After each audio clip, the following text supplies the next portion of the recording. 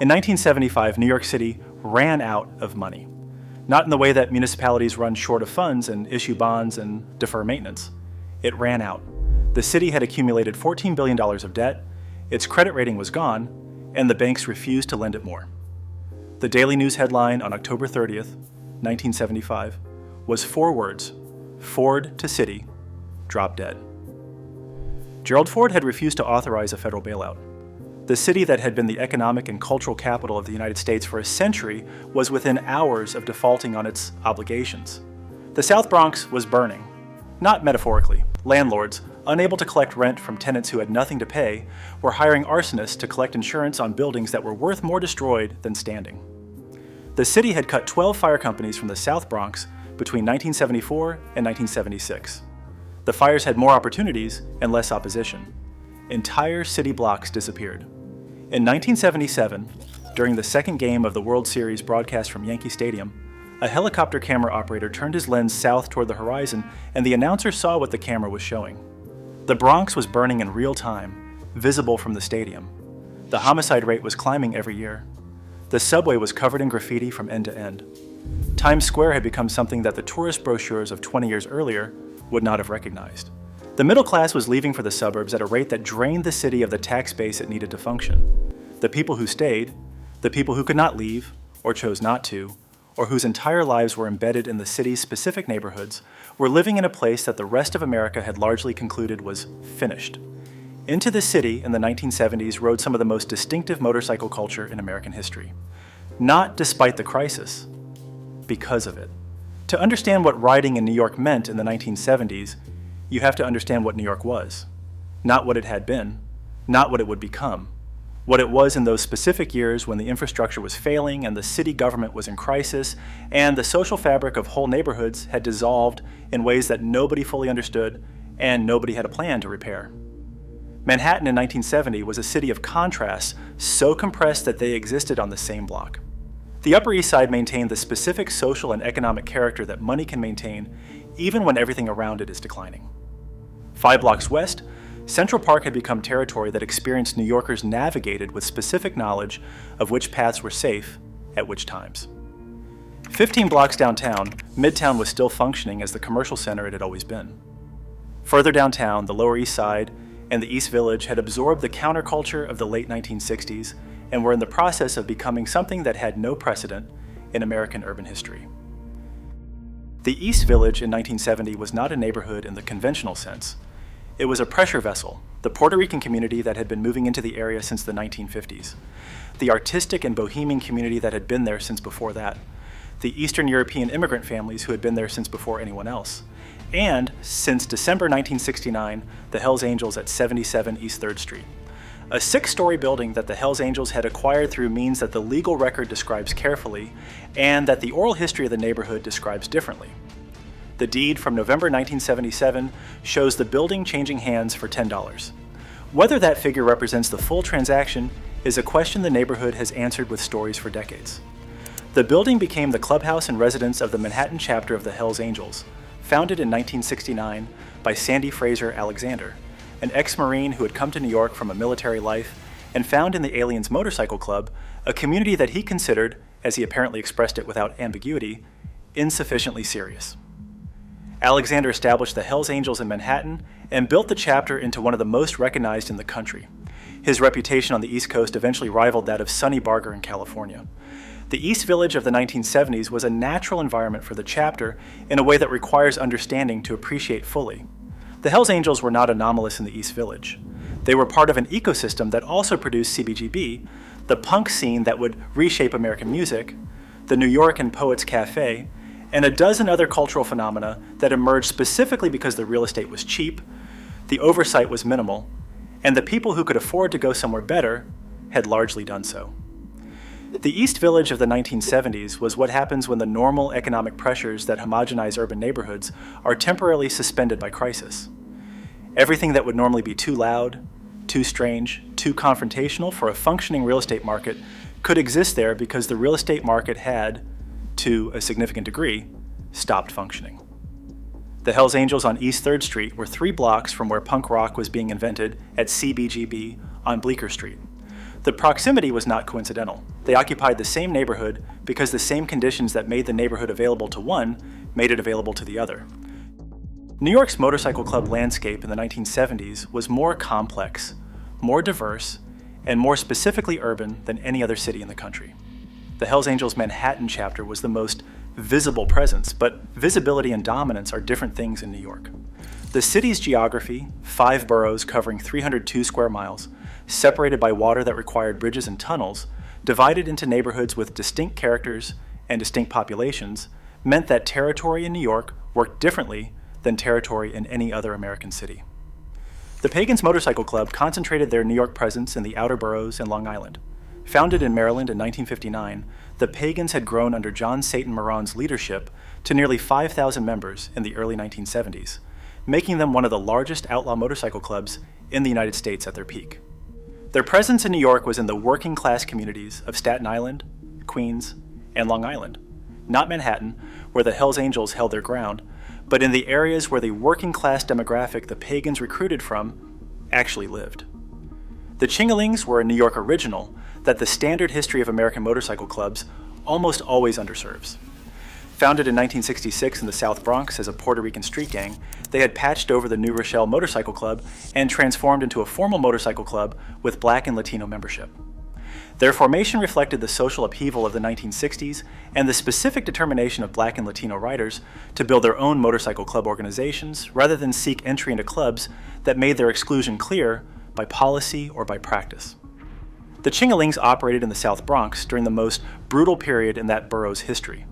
The fires that were destroying the South Bronx neighborhood, by neighborhood from 1972 onward, were the context for a club that existed in that environment not as observers but as residents.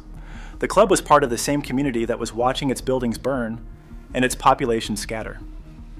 Their history is inseparable from the neighborhood's history in a way that the history of clubs in more stable environments is not. Beyond the outlaw clubs, New York had a parallel motorcycle culture that the outlaw mythology consistently obscures. The Black motorcycle club tradition in Brooklyn, the Bronx, and Manhattan, the Jaguars, the Black Falcons, the Pythons, the Transit Wheelers, the Imperials, the Harlem Riders, represented a subculture of urban riders that was largely invisible to the mainstream motorcycle press, and that the documentary record of 90s motorcycle culture almost entirely missed. These were, as one observer later described it, a very loud whisper. Hundreds of riders organized into clubs with real structures and real community functions, riding through the 5 boroughs and gathering at events that drew people from across the city. The spring bike blessings, the trophy parties, the clubhouse socials that functioned as community institutions in neighborhoods where other institutions had failed or been defunded.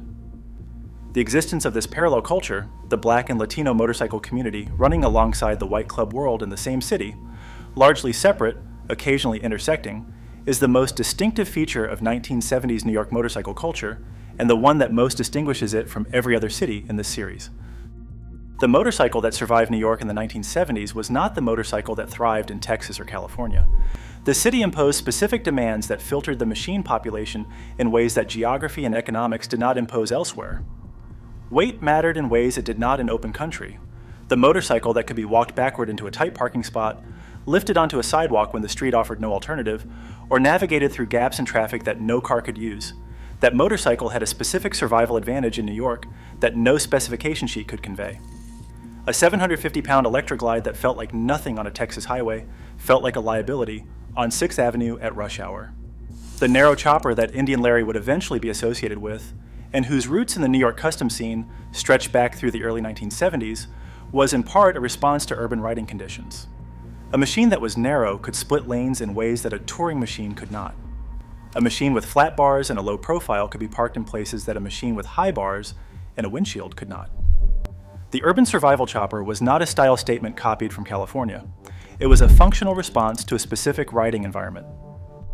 Lawrence DeSmet, who would become Indian Larry when he arrived in Manhattan in the early 1970s, having spent time in California painting cars with custom culture icon Ed Big Daddy Roth, found in the Lower East Side a place where his specific combination of skills and character could develop without the friction that a more ordered environment would have imposed. He had 35 arrests and time served in Sing Sing behind him. He had mechanical skills that he had been developing since he was old enough to take apart an engine. He had a specific vision of what a motorcycle should look like that drew on 1950s and 1960s hot rod culture, and was connected through his name to his affinity for the Indian motorcycle. The Lower East Side of the early 1970s was the correct environment for him, in the same way it was the correct environment for the Hells Angels and CBGB and the Puerto Rican arts movement and every other cultural phenomenon that required cheap space and minimal oversight to develop. He worked as a journeyman mechanic in local shops, rebuilt and maintained bikes for fellow riders, and was developing the fabrication knowledge that would eventually make his name. The Honda CB750, the Kawasaki Z1, the Yamaha XS650, the Japanese machines that were establishing their presence in the New York market as they were establishing it everywhere, found specific advantages in the urban environment. The reliability that was their defining characteristic relative to the American machines mattered more in a city where breakdown meant not a roadside inconvenience but a potential confrontation. A towed machine, a complicated interaction with the NYPD in circumstances that a rider preferred not to invite. The Japanese machine that started reliably and ran without drama was not just a value proposition in New York. It was a specific kind of insurance.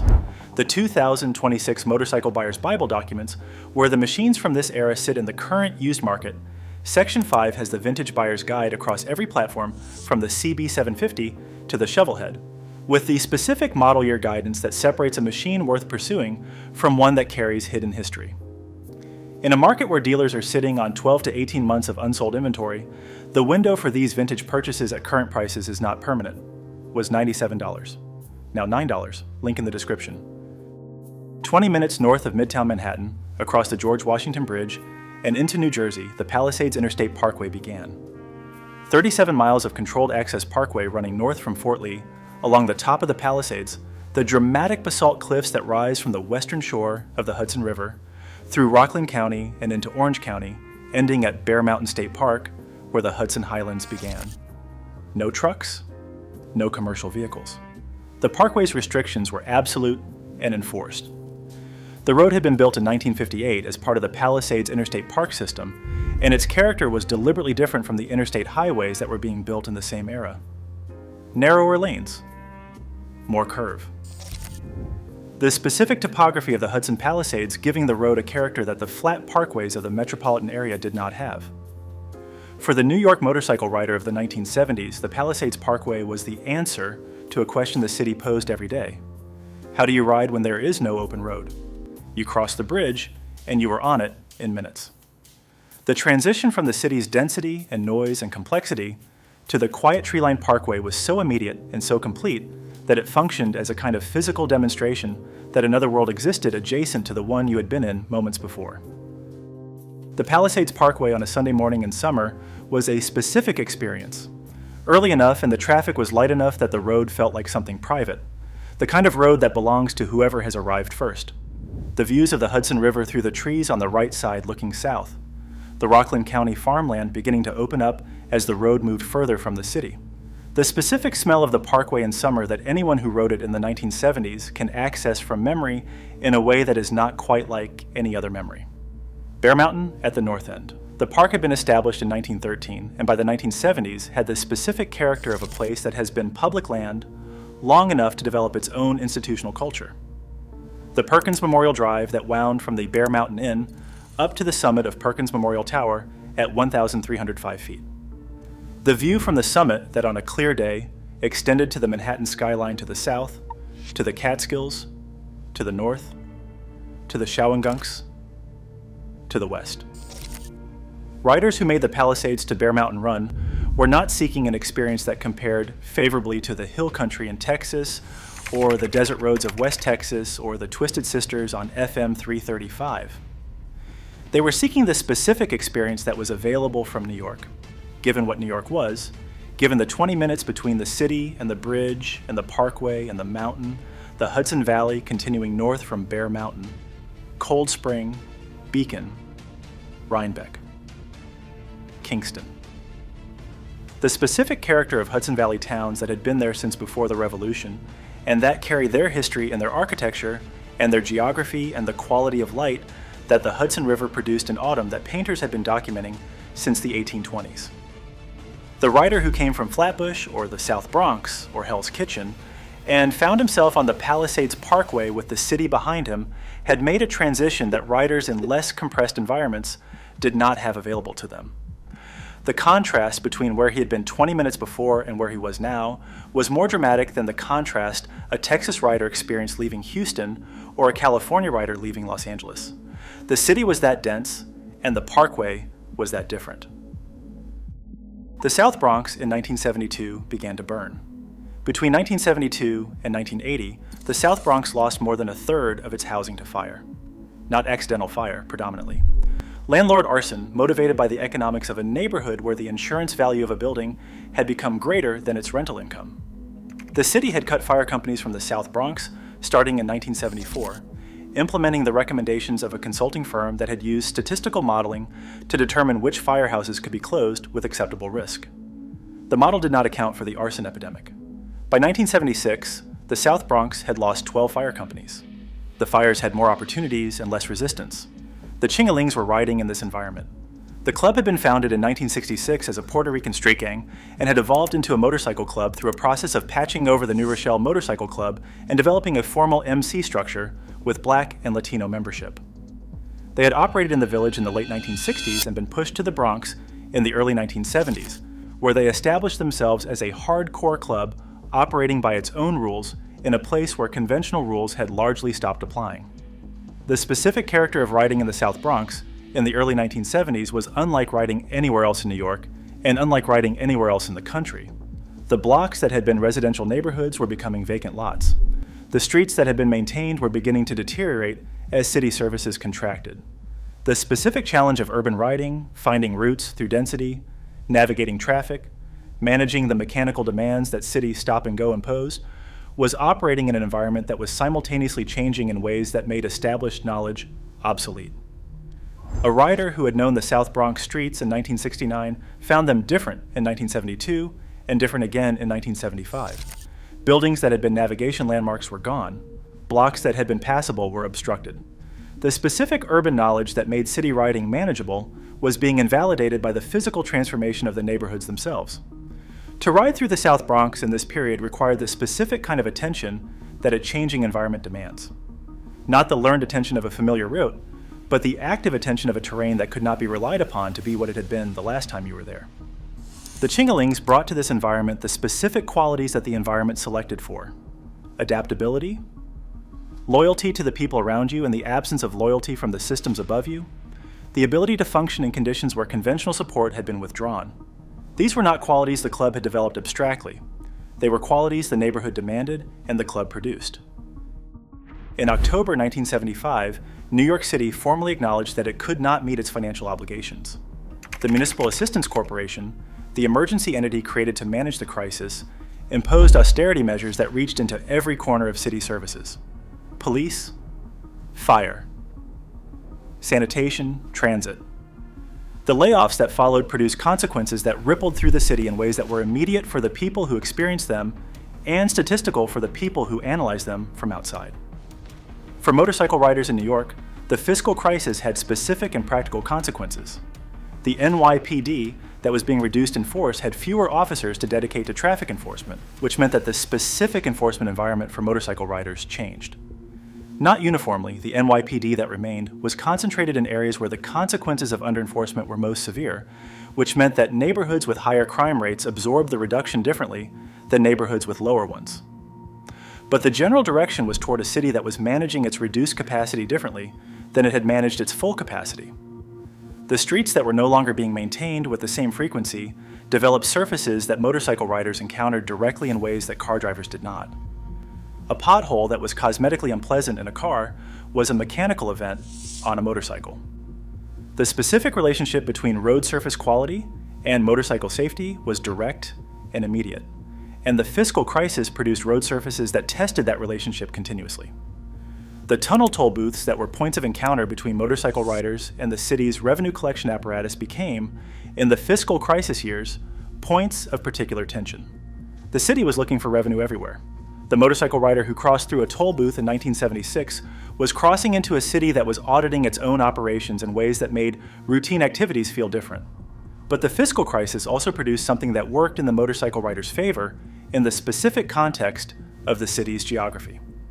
The neighborhoods that the real estate market had partially abandoned, the neighborhoods where the middle class had gone and had not been replaced, were neighborhoods where the motorcycle rider could find parking, could find garages, could find the specific kind of informal commercial space where a mechanic could operate without the overhead that prime real estate demanded.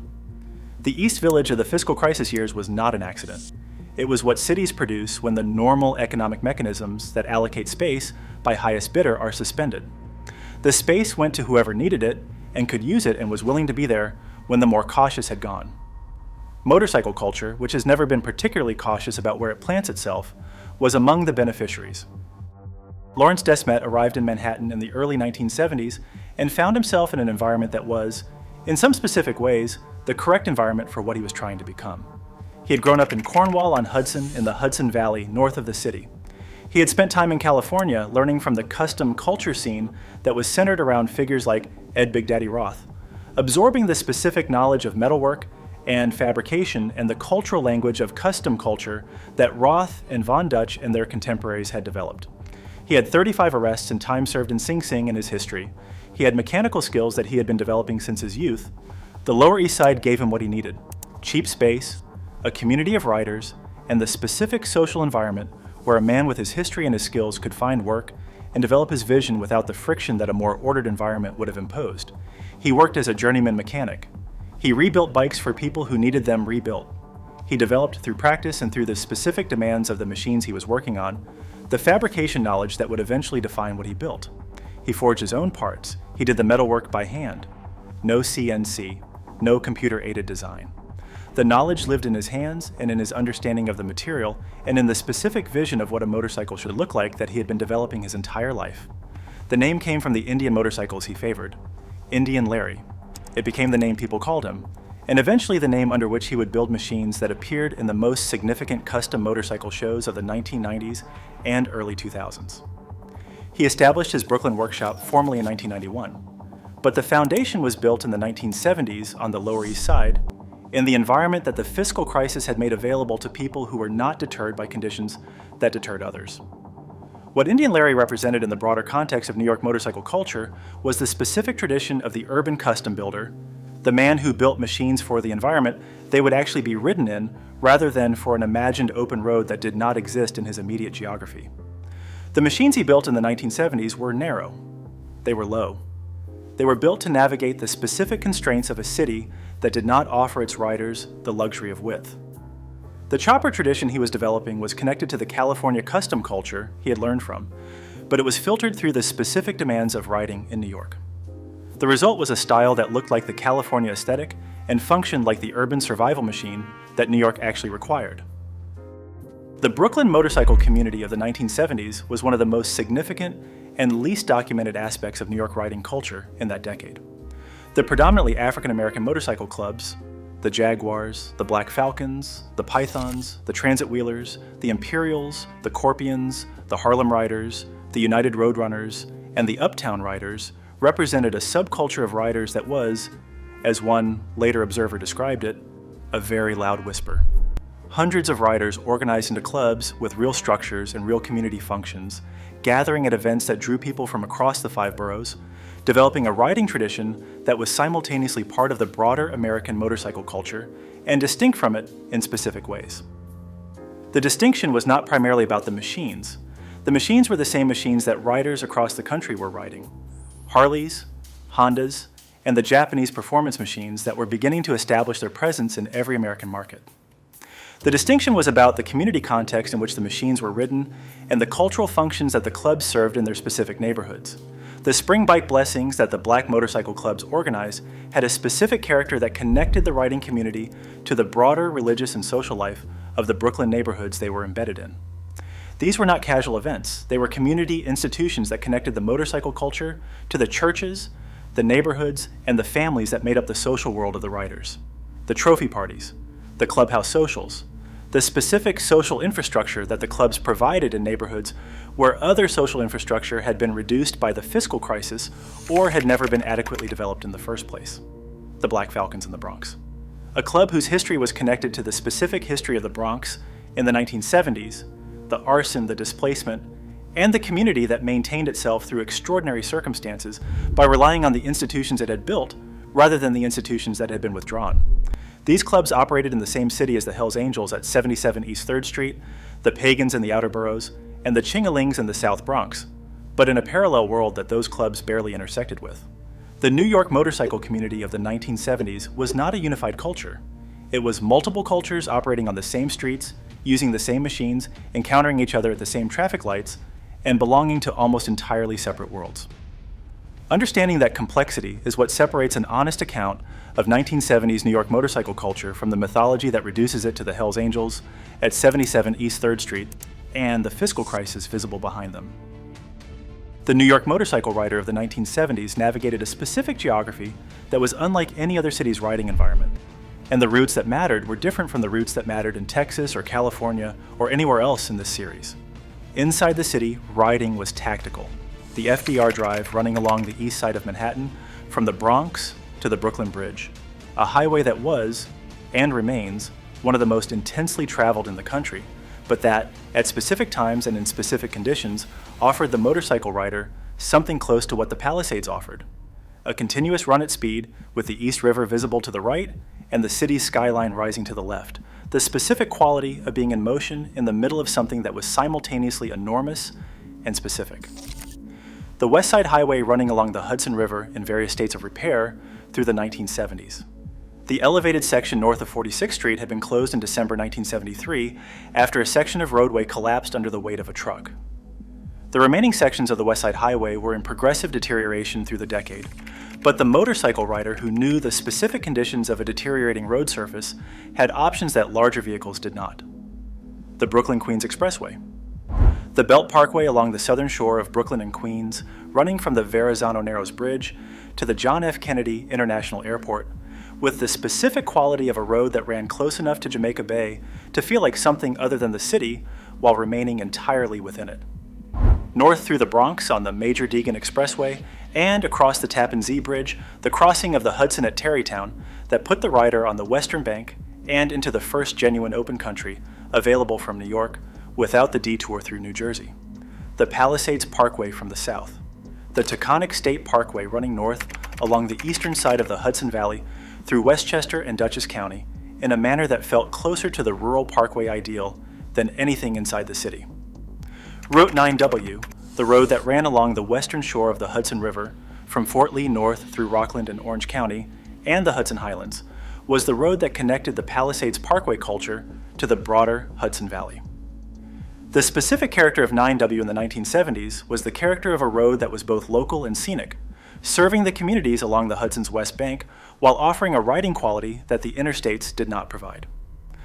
The stretch of Route 9W through the Palisades above Haverstraw and through the Storm King area approaching West Point had a specific quality that riders who used it in the 1970s describe in terms that are consistent and specific. The road following the contour of the Hudson Highlands, with the river visible below, the specific combination of elevation and curve, and the quality of light on the water that made the 15 miles between Haverstraw and the Bear Mountain Bridge feel like something earned rather than merely driven.